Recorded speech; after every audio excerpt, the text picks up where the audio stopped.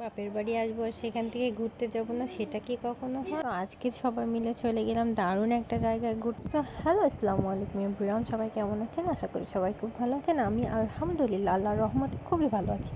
So আজকে হঠাৎই plan হলো একটু বিকেলবেলা একটু ঘুরতে যাব। সো যেই প্ল্যান হলো সেই এমনি আমরা রেডি হয়ে নিলাম সবাই মিলে। তো আমরা অনেকক্ষণ বাড়ির সামনে দাঁড়িয়েছিলাম একটা ভ্যানের জন্য, বাট কোনো ভ্যানই পাইনি, তাই একটু হাঁটা শুরু করে দিয়েছিলাম। আর তারপর একটা ভ্যান, অনেক দূর হাঁটতে হাঁটতে এসে একটা ভ্যান কিন্তু আমরা অলরেডি পেয়ে গেলাম। তারপরে এই যে আস্তে আস্তে আমরা কিন্তু চলে আসলাম। ওয়েদারটা অনেক সুন্দর ছিল বিকেলবেলা আজকে।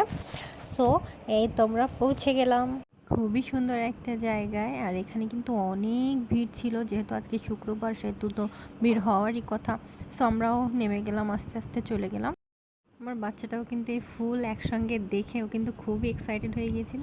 আর একটা মজার বিষয় হলো, আমরা কিন্তু এখানে একটা কেচি নিয়ে গিয়েছিলাম, বিকজ আমার বোন বাড়ি থেকে বলছিল যে ওটা কিন্তু শুধু হাত দিয়ে খুব একটা কাটা যায় না বা ভাঙা যায় না, খুবই কষ্ট হয়ে যায়। সো আমরা সেই কাজটা সহজ করার জন্য আমার ছোটো বোনই এই বুদ্ধিটা দিয়েছিল আর কি। সো ও সাথে করে নিয়েছিল।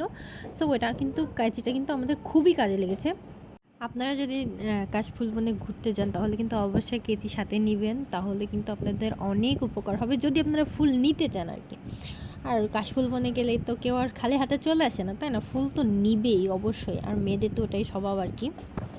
সো এতো আমরা কিন্তু অনেক ঘোরাঘুরি করেছি। আর ফার্স্টের দিকে কিন্তু খুবই ভয় ভয় লাগছিল, কারণ সামনের দিকে খুব অনেক ছেলেরা ছিল, একটা মেয়েরাও ছিল না।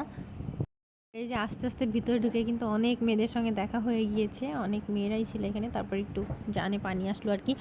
তারপর হচ্ছে আমরা একটু খাওয়া দাওয়া করলাম এখানে।